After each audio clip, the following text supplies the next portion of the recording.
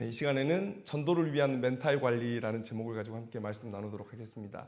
고향에 내려갈 때 항상 저희 집이 3층인데 아버지가 1층으로 내려와 있습니다. 주차장이 별로 없어서 그 주차 자리를 또 확보하는 차원도 있고, 그러면 전화를 자주 하셔가지고 너 어디쯤이냐, 너 어디쯤이냐 시간 맞춰서 내려오면 되는데 꽤 일찍 내려오세요. 되게 얇은 옷을 입고 꽤 일찍 내려오셔서 자리를 지키고 계세요. 저는 단순히 그것을 주차 자리 확보의 목적이 아니라 자녀를 일찍 보고 싶은, 맞이하고 싶은 그런 부모님의 마음이 아닐까라고 생각해 봅니다. 전화를 자주 해서 어디쯤이니 물어보는 것도 좀 미안해 하신다고 해야 될까요? 귀찮게 할까봐, 운전 방해할까봐 그런 아버지의 섬세한 사랑이 그 모습 안에 담겨 있습니다. 그게 아버지의 마음이죠. 제가 항상 말씀드리지만 우리가 가족 관계 속에서 하나님께서 이 가족이라는 공동체를 창조하신 이유는 뭐냐면 이 가족의 관계 속에서 우리가 하나님과 우리 사이의 사랑을 유추할 수 있기 때문이죠. 그래서 아버지의 사랑을 통해서 저는 하나님의 사랑을 유추합니다. 오늘 예수님은 하나님의 마음을 우리에게 탕자와 그를 기다리는 아버지의 비유로 우리에게 말씀해 주고 계세요. 아버지에게 해서는 안 될 폐륜을 저지르고 돈을 가지고 집을 나가버린 둘째 아들이 있습니다. 근데 그 아들이 모든 돈을 탕진하고 집으로 돌아오는데 아버지가 그 아들을 맞이해요. 누가복음 15장 20절 말씀을 보면 아직도 거리가 먼데 아버지가 그를 보고 측은히 여겨 달려가 목을 안고 입을 맞추니. 우리는 이 말씀을 들을 때 단번에 알 수 있습니다. 아버지가 그냥 나가다가 우연히 자식이 오는 것을 보고 맞이한 게 아니라는 것 우리가 알아요. 아버지는 항상 문 앞에서 또 동구 밖에서 그 마을로 들어오는 가장 먼 길을 바라보면서 혹시 저기에 내 아들의 실루엣이 보일까 계속해서 지켜보고 계셨던 것이죠. 우리는 당연히 아버지의 사랑을 통해서 그 사랑을 유추할 수가 있습니다. 거리가 멀다고 해요. 계속 거기를 주시하고 계셨던 거예요. 아마 아들이 오기 전에 어떤 사람이 지나갈 때도 혹시 내 아들인가 하고 여러 번 달려나가셨을 거예요. 아니구나. 잘못 봤구나. 그러다가 둘째 아들을 맞이하게 된 것이죠. 예수님은 이 비유를 우리에게 말씀해 주시면서 이게 하나님 아버지의 마음이다라고 우리에게 말씀해 주고 계신 거예요. 하나님은 죄로 인해 자신과 멀어져 버린, 자신을 떠나버린 그 자녀가 예수의 복음을 듣고 또 구원의 복음을 듣고 자신에게로 돌아오기를 기다리고 계신다. 이게 아버지의 마음이다. 이렇게 우리에게 말씀해 주고 계십니다. 오늘 우리가 마가복음의 본문을 가지고 함께 말씀을 나누는데요. 마가복음을 읽으면 가버나움이라는 도시는 참 복받은 도시다. 이렇게 생각이 돼요. 처음에 이적이 가버나움을 중심으로 일어나고 있습니다. 가버나움에 들어오셨다가 가버나움에서 나가서 바다로 나아가셨다가 다시 가버나움으로 들어오셨다가 이런 이야기들이 반복이 되고 있습니다. 그런데 예수님께서 거기서 몇 번의 이적을 베푸신 이후에 정말 많은 사람들이 예수님을 쫓기 때문에 마을에 머무를 수가 없었어요. 왜냐하면 그 마을의 모든 그런 일들이 다 마비가 되기 때문에. 그래서 예수님께서 바다로 나갈 수밖에 없었죠. 또 예수님께서 있는 곳에 많은 병자들, 귀신 들린 자들이 몰려옵니다. 그리고 예수님을 만지려고 해요. 자꾸 만지려고 해요. 그래서 배를 띄울 수밖에 없었습니다. 만지니까 가르치지는 못하는 거예요. 예수님께서 일을 못하시는 거예요. 사람들은 달려들고. 그래서 아예 멀찍이 떨어져 계셨던 것이죠. 이런 사역 속에서 예수님은 쉴 겨를을 얻지 못했고 그래서 먹을 겨를도 얻지 못했다. 그래서 제자들과 함께 밀밭 사이를 지나가는데 제자들이 그 밀을 꺾어서 먹게 되죠. 그때 예수님께서 제자들을 변호하는 이유는 무엇입니까? 이들이 이 복음 전하는 일로 나의 사역을 돕느라 너무 바빠서 아무것도 먹지 못했던 거예요. 그런 배경을 가지고 예수님께서 그 제자들을 변호해 주신 것이다. 그런데 예수님께서 이렇게 열심히 바쁘게 일정을 잡아서 움직이시는 이유가 뭡니까? 그것은 바로 아버지의 마음을 아시기 때문에 그래요. 자녀들이 돌아오기를 기다리는 아버지의 마음을 알기 때문에 바로 그것이죠. 탕자의 비유를 우리가 읽어보면 큰 아들이 아버지의 마음을 온전히 알지 못합니다. 큰 아들이 둘째 아들을 대접하는 그 아버지를 보고 뭐라고 얘기합니까? 내가 여러 해 아버지를 섬겨 명을 어김이 없거늘 내게는 염소 새끼라도 주어 나와 내 벗으로 즐기게 하신 일이 없더니 아버지의 살림을 창녀들과 함께 삼켜버린 이 아들이 돌아오매 이를 위하여 살찐 송아지를 잡으셨나이다. 그때 아버지가 뭐라고 얘기합니까? 이 내 동생은 죽었다 살아났으며 내가 잃었다가 얻었기로 우리가 즐거워하고 기뻐하는 것이 마땅하다. 그러니까 아버지의 마음을 이 큰아들이 전혀 이해를 하지 못해요. 그런데 예수님은 어떤 아들입니까? 그 아버지의 마음을 아는 큰아들이에요. 아버지의 마음을 아는 큰아들. 그래서 그렇게 열심히 아버지의 마음을 품고 잃어버린 자녀를 찾기 위해서 다녔던 것이죠.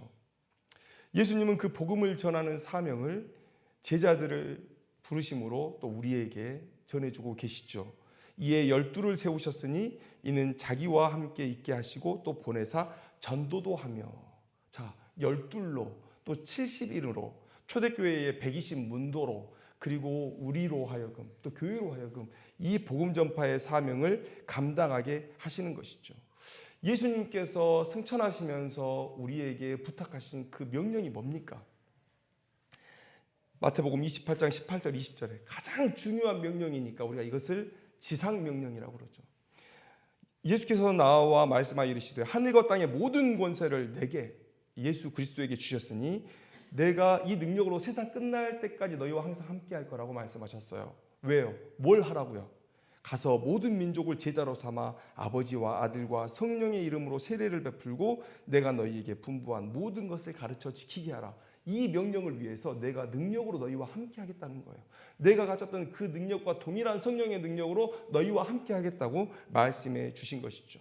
그래서 우리가 예수고 우리가 사도고 우리가 제자고 우리가 사명자인 것이다.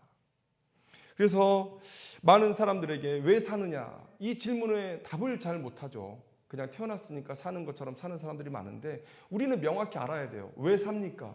물론 하나님의 영광을 위해 살죠. 그런데 제가 지난주에 말씀드렸잖아요. 자식 잃은 부모에게 무슨 영광이 있어요? 그렇죠? 산의 진미를 먹든 세상의 모든 권력을 가지든 자식 잃은 부모에게 그게 영광이 됩니까?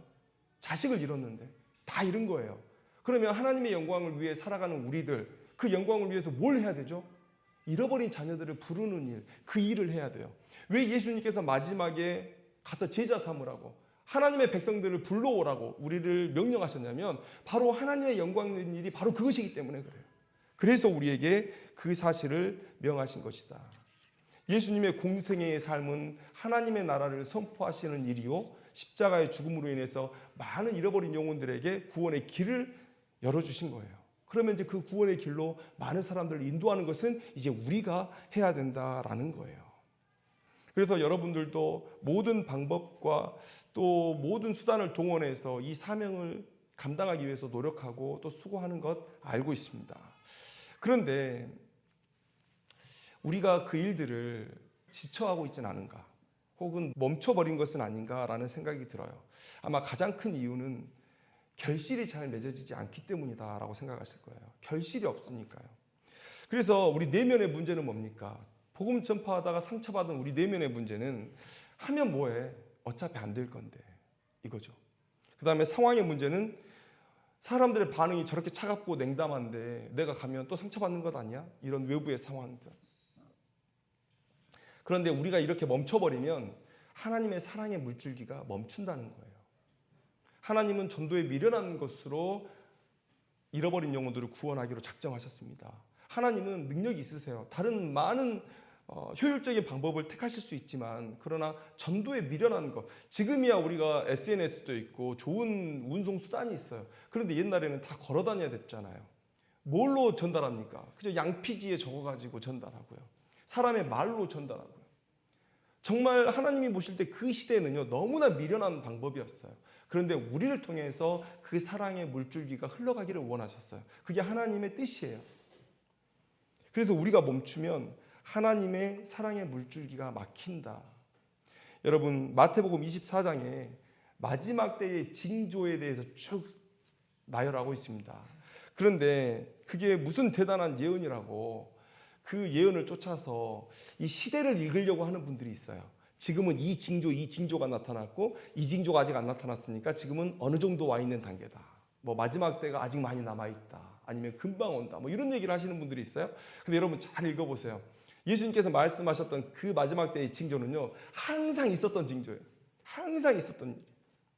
그런데 마지막 때의 징조 중에 가장 마지막 때의 징조에 우리가 집중해야 될 필요가 있습니다. 마태복음 24장 12절 말씀에 불법이 성함으로 많은 사람의 사랑이 식어지리라. 여러분, 복음을 전한다는 것, 그 사람에게 영생을 선물한다는 것은요, 우리가 표현할 수 있는 가장 큰 사랑이죠. 근데 사랑이 식어져요. 그 말은 예수님의 관점에서 무슨 얘기입니까? 아무도 전도하지 않는다는 거예요. 아무도 전도하지 않는다. 그러면 예수님께서, 하나님께서 이 마지막 때에 재림을 더 늦추실 필요가, 더 기다리실 필요가 없는 거죠. 전도하지 않는데요. 자기 백성이 자기에게로 돌아올 가능성이 이제 제로가 됐는데 왜 예수님께서 더 늦추십니까? 이제 심판만 남은 거죠. 마지막 때의 징조는 그런 차원에서 우리가 이해를 해야 돼요. 사랑이 식어지면 전도하지 않는 것입니다. 여러분, 전도하지 않는 게 그래서 마라나타의 신앙입니까? 전도하지 않으면 예수님께서 곧 오시겠지? 아니죠. 잃어버린 영혼들을 기다리시는, 또 실족해서 방황하는 영혼들을 기다리시는 그 하나님 아버지의 마음을 가장 아프게 하는 일이 그거예요. 그리고 달란트 받은 것 땅에 묻어놓고 아무런 수고도 하지 않는 것, 이게 우리의 모습인 거예요. 악하고 게으른 종, 하나님의 심판 받을 그런 인생으로 우리가 살 수 있는 것이다. 여러분, 그래서 우리가 뭐 주식 투자하는 분도 있고 부동산 하는 분도 있어요. 그분들이 하시는 말씀 중에 대세 하락기 뭐 이런 얘기를 하죠. 경제가 땅으로 곤두박질 칠 때는요, 그 안에서 그냥 내 재산을 유지하는 것도 힘든 거예요. 그런데 덜 잃는 것도 다행이라고 얘기하죠. 어쩌면 지금 우리 한국교회의 모습이나 세계의 이런 기독교의 그런 전도의 흐름들이 어쩌면 그런 하락기를 지금 접어들고 있는지도 모르겠어요. 참 안 된다, 어렵다. 물론 그 모든 책임은 우리에게 있죠. 하나님의 거룩으로 그 거룩한 삶을 살아내지 못하고 하나님의 능력으로 덧입지 못하고 살아낸 우리들의 문제 때문에 그런 일이 발생한 거죠. 이스라엘이 죄 중에 빠졌을 때에 한 사람 한 사람의 노력으로 그 상황들을 뒤집지를 못했어요. 많은 선지자들이 이스라엘과 유다의 그런 타락에 직면했어요. 하나님의 명령을 받고 그들에게 나가서 하나님의 뜻을 전했지만 그 상황을 뒤집어 엎지 못했습니다. 어쩌면 우리가 살고 있는 이 시점이 그런 시점일지도 모르겠어요. 하나님의 어떠한 특별한 심판과 특별한 형벌과 특별한 개혁적인 그런 역사하심이 있어야 이 상황이 반전될 그런 때일지도 모르겠어요. 그러나 여러분, 예수님께서 맡기신 사명은 우리의 상황과 상관없이 우리는 항상 해야 된다는 것. 그 사실을 우리가 기억해야 돼요. 그래서 우리가 멘탈 관리, 마음의 관리가 너무나 중요하다. 어차피 해도 안 될 텐데 나 또 나가서 또 상처받는 것 아니야? 그래서 나가지 못하는 것, 이것은 사단이 원하는 삶의 모습이지 하나님께서 원하시는 삶의 모습이 아니다. 그래서 우리가 마음을 지키는 일이 매우 중요하다는 거예요. 우리는 전도해야 될 사람들입니다. 피할 수 없으면 즐겨라라는 말이 있죠. 오늘 본문의 말씀이 우리에게 그런 전도를 즐길 수 있도록 도전을 주는 그런 귀한 말씀이에요. 오늘 본문 말씀 속으로 한번 들어가 봤으면 좋겠습니다. 마가복음 4장 26절 말씀을 보니까 또 이르시되 하나님의 나라는 사람이 씨를 땅에 뿌림과 같으니, 사람이 씨를 땅에 뿌린다. 아까 전도에 미련한 것으로 복음을 전하기를 작정하신 하나님의 그 뜻을 말씀을 드렸습니다. 사람이 씨를 땅에 뿌려요. 그런데 여기서 씨는 당연히 복음이겠죠. 우리가 바로 앞에서 씨앗이 뿌려진 4가지 밭의 비유를 우리가 읽을 수 있습니다. 4장 1절부터 그 비유가 나오는데 거기서 우리는 이 씨앗이 복음이다라는 것을 알 수가 있어요. 그런데 그 복음을 심었을 때 어떤 일이 일어나느냐 하는 거예요. 우리가 씨앗을 땅에 뿌렸을 때 어떤 일이 일어나느냐, 당연히 성장하겠죠. 28절에 처음에는 싹이요, 다음에는 이삭이요, 그 다음에는 이삭에 충실한 곡식이라, 이렇게 성장을 하는 것이죠. 그런데 중요한 것은 그 성장에 씨앗을 뿌리는 자가 관여할 수 있느냐는 거예요. 어떤 공로를 더할 수 있냐는 거예요. 오늘 본문은 뭐라고 얘기합니까? 27절 말씀에 그가 밤낮 자고 깨고 하는 중에 씨가 나서 자라되 어떻게 그리 되는지를 알지 못하느니라 라고 말씀하고 있어요. 그러니까 자는 중에 이 씨앗이 자란다는 거예요. 곡식으로. 그러니까 관여할 여지가 없어요. 심지어 알지도 못하는 중에 잘한다는 거예요. 알지도 못하는 중에 잘한다. 저는 이 말씀이 우리 전도자들에게 큰 힘이 되는 말씀이라고 생각합니다. 결과는요, 씨를 뿌리는 자의 책임이 아니라는 거예요. 결과는 씨를 뿌리는 자의 책임이 아니다. 달리 말하면 하나님께서는 그저 우리가 복음의 씨앗을 뿌리는 것에 만족하신다는 거예요. 그것에 만족하신다. 이와 동일한 주제의 말씀이 앞에 4장 1절부터 나온 씨앗이 뿌려진 4가지 밭의 비유, 거기에도 똑같이 등장해요. 여러분, 4장 1절부터 9절 말씀, 이 4가지 밭의 비유를 읽으면서 우리가 예전에는 이런 적용들을 많이 들었어요. 좋은 밭이 되자, 좋은 밭이 되자. 그런데 한번 그 얘기를 한번 나눠보자고요. 자, 4가지 밭의 비유가 뭡니까? 처음에 길가예요, 길가. 씨앗을 뿌렸는데 새들이 와서 먹어버렸다는 거예요. 그러니까 처음 복음을 들었을 때부터 거부감을 가진 자들이에요. 사단이 바로 채가버려요. 들었는데 바로 채가버려요. 이것은 어떤 사람입니까? 이 복음서에 나와 있는 사람들을 예로 들자면 종교 지도자들 같은 사람들이에요. 그러니까 예수님이 말씀하지만 예수님을 자기의 권위에 대한 도전으로 여기고 계속해서 거부하죠. 이런 사람들. 자, 그 다음에 두 번째는 돌밭이에요. 돌밭. 흙이 있는데 흙이 얕아요. 그러니까 심기기는 심기는데 습이 없어요. 그래서 해가 뜨면 금방 말라서 타버린다. 여러분, 이것은 어떤 사람들입니까? 처음에 예수님의 이적을 보고 예수님의 가르침이 참 새로운 가르침이다, 이런 느낌을 두고 처음에는 받아들입니다. 그런데 금방 떠나버린 사람들, 그래서 이적을 경험하고도 예수를 떠난 유대인들이 아마 이런 사람들이 아닐까 싶어요. 세 번째 사람은 어떤 사람입니까? 가시떨기의 마음을 가진 사람들. 자, 복음을 받아들였어요. 그런데 자라고 열매를 맺는데 이 가시의 열매들이 살짝 생채기가 나는 거예요. 여러분, 이 자랄 때 조그만 열매에 생채기만 있어도 그 열매는 썩고 맙니다. 상품으로서의 가치가 없어요. 그것은 무슨 얘기입니까? 믿음의 열매, 구원의 열매를 전혀 맺지 못한 상태라는 거예요. 이생의 욕심들 때문에 시험, 염려, 유혹, 욕심이 그들에게 가시가 되어서 믿음의 열매가 좀 맺으려고 하면 상처가 나고 골마버리고 썩어버리고 하는 거예요. 자, 그러면 이 세 사람은요, 구원을 받은 사람들입니까? 아니죠. 구원 받은 사람 아니죠. 그러면 마지막에 네 번째, 좋은 땅. 말씀이 전해질 때 받아서 결실을 맺는 사람이에요. 그러면 결론적으로 이렇게 얘기할 수 있죠. 첫 번째부터 세 번째까지는 결실하지 못한 사람, 구원받지 못한 사람에 대한 얘기고, 마지막에 좋은 땅만 구원을 받았어요. 그러면 달리 말하면 무슨 뜻입니까? 구원받은 사람들의 마음은 모두 좋은 밭이라는 거예요. 좋은 밭이라는 거예요. 그러니까 여기서 좋은 밭이 되자라는 얘기가 성립이 안 돼요. 좋은 밭이었기 때문에 그 씨앗이 심겨져서 결실을 맺은 거예요. 그러니까 구원받은 사람들은 다 좋은 밭인 거예요. 그러면 여기서 한 가지 우리가 진리를 깨달을 수 있어요. 그러면 그 좋은 밭은 누가 준비하는데요? 우리가 준비했습니까? 우리가 준비했어요, 그 좋은 밭? 아니죠. 복음이 전파되고 그 복음이 내 마음에 심겨서 좋은 결실을 맺었어요. 근데 그 좋은 밭을 누가 만들었어요? 씨앗을 뿌린 사람이 만든 건 아니에요. 그 밭도 하나님이 만드신 거예요. 하나님이 준비하시고 하나님이 결실하게 하시는 거예요. 우리가 그냥 뿌리는 거예요. 뿌리면 무조건 결실해요. 여러분, 무조건 결실한다. 어디에 그 얘기가 나와 있습니까? 달란트 비유. 5달란트, 2달란트, 1달란트를 줬는데 투자한 사람은 무조건 돈을 벌었죠. 5달란트 투자한 사람은 5달란트를 벌었어요. 2달란트를 투자한 사람은 2달란트를 벌었어요. 투자하지 않은 사람은 아무것도 얻지 못한 겁니다. 이 비유는 똑같이 열문화의 비유에도 나와요. 투자한 사람은 모두 벌었어요. 그런데 그 문화를, 똑같이 한 문화를 받았는데 그 문화를 수건에 싸서 숨겨놓은 사람만 아무것도 얻지 못했죠. 그러니까 이 비유에서 우리에게 주신 말씀은 뭡니까? 너희들이 수고하면 무조건 결실한다는 거예요. 물론 그 결실이 우리의 눈에 보이지 않을 수 있어요. 그런데 하나님은 우리의 수고의 모든 결실을 다 알고 계세요. 우리만 모를 뿐이지. 여러분, 이 밭의 비유는 결론은 그거죠.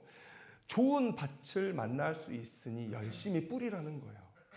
아까 제가 복음서에 나오는 유대인들을 예로 들어서 예수님이 만났던 사람 중에 길가, 또 돌밭, 가시덩굴, 안, 이런 말씀을 드렸잖아요. 그러니까 예수님도 이런 사람들을 만난 거예요.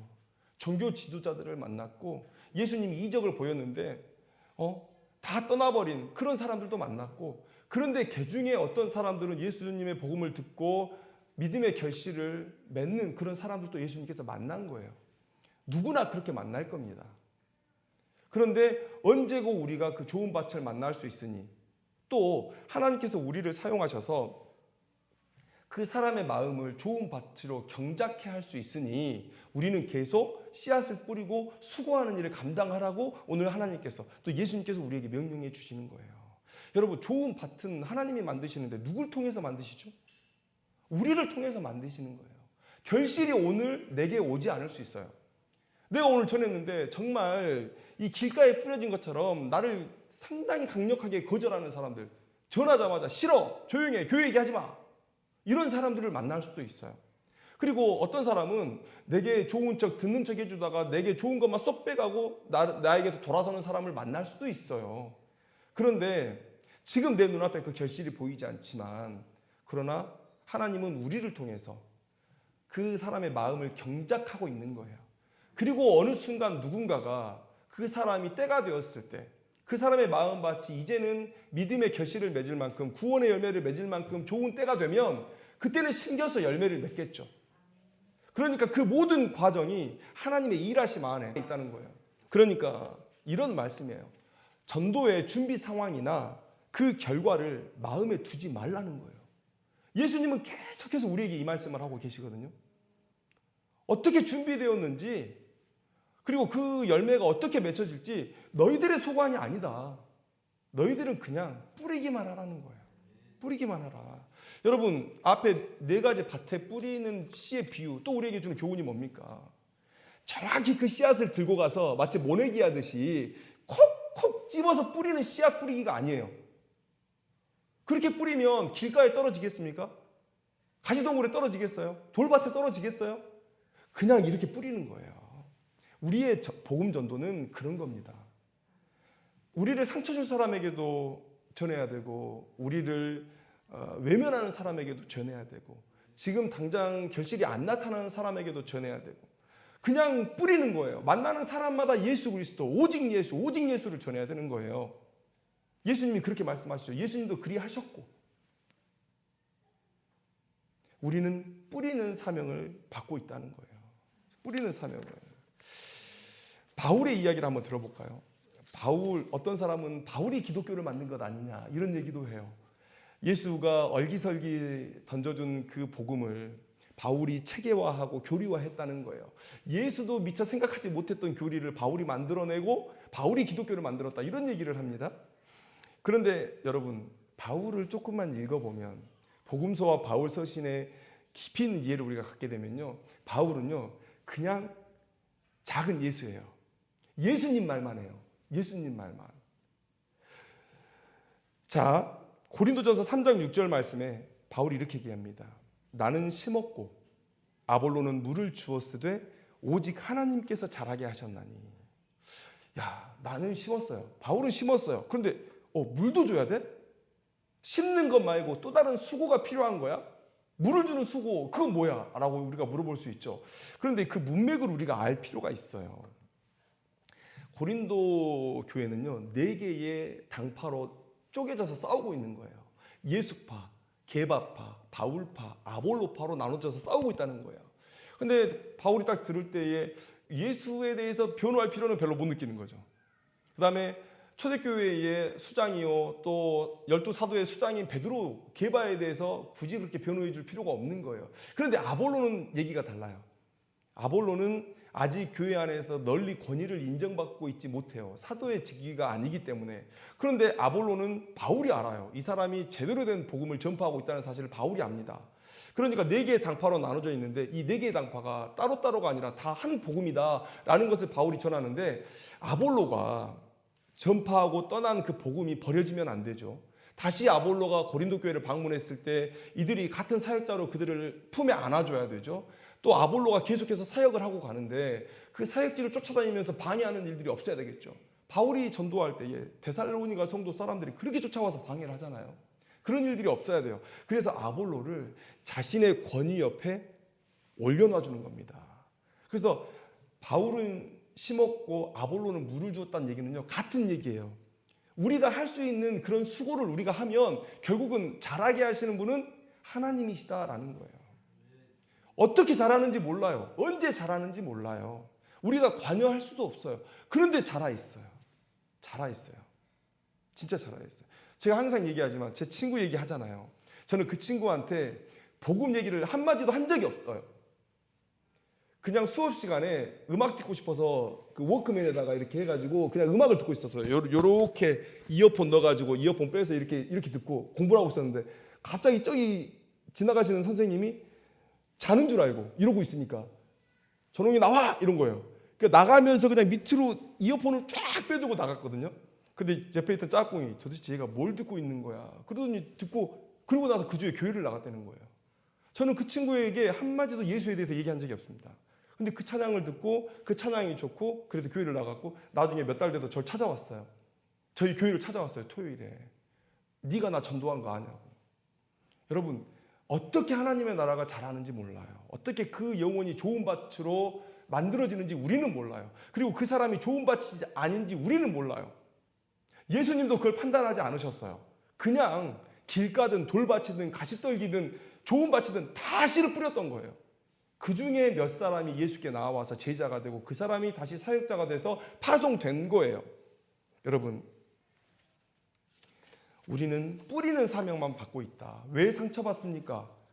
준비도 하나님 책임이고 결실도 하나님 책임인데 왜 우리가 상처받아요? 이렇게 생각하세요. 내가 복음을 전했는데 그 사람이 나한테 화를 내더라. 하나님께서 아직 준비를 덜 하셨구나. 그리고 돌아서시면 돼요. 결실이 안 맺혀져요. 내가 복음을 전했는데 하나님께서 아직 결실을 맺게 하지 않으시는구나. 그리고 돌아서면 돼요. 근데 상처를 마음 가운데 가득 담고 이제 나 전도 못하겠다. 이런 마음을 먹으면 안 된다는 것이죠. 그래서 여러분 우리의 복음의 전파나 씨앗 뿌리기는 항상 의미가 있다. 왜냐하면 실패가 없기 때문에 그래요. 우리는 전도할 때 우리의 만족으로 그 전도의 상황을 평가해요. 어떻게 합니까? 내가 얼마나 그 사람과 길게 얘기했느냐. 그거 가지고 전도가 성공했는지 또 실패했는지를 얘기해요. 또 얼마나 많은 지식을 전달했느냐. 그걸 가지고 내가 전도가 성공했니 실패했니 전도를 할 수 있니 없니를 결정해요. 또 듣는 자가 어떻게 반응했느냐. 그거 가지고 우리가 전도는 성공했니 실패했니를 얘기해요. 여러분 수없이 많은 사람들을 만나서 복음을 전했고 고개 끄덕이는 거 다 들었어요. 그런데 그 모든 사람이 교회를 왔을까요? 내 만족감과 상관없이 우리의 씨앗 뿌리기는 의미가 있었다라는 거예요. 우리가 그 사실을 알아야 돼요. 하나님께서 그렇게 말씀하셨어요. 그리고 그것만 우리에게 명령하셨어요. 하라는 대로 했는데 결과가 좋지 않으면 누구 책임입니까? 리더 책임이에요. 책임자 책임이에요. 그래서 리더가 더 많은 권위를 가지고 더 많은 월급을 받는 거예요. 왜 말단 직원이 리더의 일을, 책임자의 일을 걱정합니까? 회사 직원이, 말단 직원이 세계 경기의 흐름이나 기술의 발전 방향이나 고객의 니즈에 고민할 이유가 없어요. 제가 회사에 들어갔는데 저는 들어가서 뭔가 대단한 일을 할 줄 알았습니다. 반도체를 만든다고? 그런데 그냥 내가 했던 일은요 아주 작은 한 부분이었어요. 회사가 크면 클수록 내가 맡은 영역은 작아집니다. 작아져요. 큰 회사니까 제가 맡은 부분은 매우 적었어요. 그래서 제가 나와서 뭐 디스플레이를 만들 수 있습니까? 반도체를 만들 수 있습니까? 그렇게 안 된다는 거예요. 그런데 해야 할 일을 하는 사람들이 있어서 그 회사가 돌아가요. 개발자는 개발을 하고 생산자는 생산을 하고 그리고 책임을 지는 리더는 방향을 정하고 그 결과에 책임을 지는 겁니다. 근데 이 일들 전도에 있어서 어떻게 분류가 되고 있죠? 하나님께서 준비하시고 하나님께서 결과를 만들어내세요. 하나님이 책임자예요. 그리고 우리에게 맡기신 건 뭡니까? 가서 뿌려라. 좋은 씨앗을 가서 뿌려라. 좋은 씨앗은 뭡니까? 오직 예수 그리스도의 복음, 그거면 되는 거예요. 오직 예수의 복음, 그거 가서 뿌려라. 그래서 여러분 회사 다닐 때 이사 있죠, 이사 직급은요 1년씩 계약이에요. 부장까지는 그냥 고용된 사람인데 이사로 딱 올라가면요 그때부터 계약서를 매년 씁니다. 그러니까 회사에서 어떻게 하겠다는 거예요? 매년 책임을 묻겠다는 거예요. 결과가 안 나오면 내년에 너 잘릴 수 있다는 거예요. 그게 책임자죠. 그 책임을 말단 직원이 왜 지고 있냐고요. 실수하면 용서하고 기회를 줘요. 많이 실수하면 심할서 정도 쓰면 돼요. 하라고 하지 않은 것까지 부여안고 책임을 지려고 하는 것은요, 하지 않겠다는 것에 대한 핑계예요, 핑계. 하나님께서 우리에게 그런 책임을 지워주신 적이 없다는 거예요.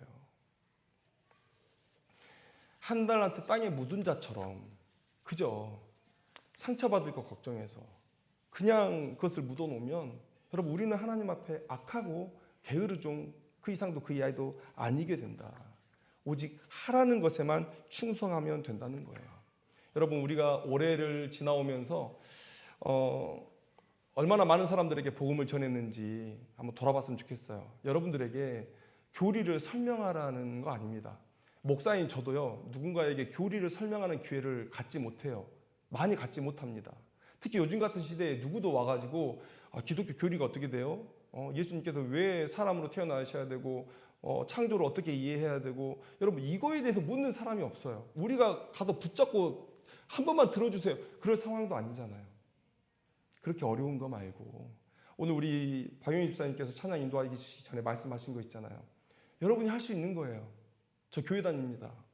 이 말 하기 어렵지 않잖아요. 저 교회 다닙니다. 저 예수 믿어요. 저 하나님을 섬깁니다. 이 말이 어색하면 저 교회 다녀요. 예수 믿으세요라는 말이 어색하면 우리 교회 한번 오세요. 여러분들 언어로 여러분들의 삶의 터전에서 표현할 수 있는 그런 전도의 방법들이 있어요. 저 사람 예수 믿는구나. 말하지 않아도 여러분들에게서 향기가 풍길 수 있습니다. 그런 모든 것들이 다 전도의 도구가 되는 거예요. 여러분, 우리가 1년 한 해를 돌아보면서 하나님께서 우리에게 지상 명령이라고 주신 이 사명을 얼마나 우리가 완수해 가고 있는지 한번 생각해 봤으면 좋겠어요. 내가 말로 못하겠으면 뭐라도 하나 세워놓으세요. 뭐라도 하나 세워놓고 십자가 목걸이라도 차고 다니시고 어떻게든지 나는 교회 다닌다. 내가 삶이 선한 것은, 내가 당신에게 칭찬받을 수 있는 것은 다 하나님 덕입니다 를 계속해서 전달하세요. 여러분, 교회 데려오자가 아니에요. 교회 데려오자가 아닙니다. 전하자는 거예요. 그 사람 변화시키자, 그거 얘기하는 게 아니에요. 그냥 뿌리자는 거예요.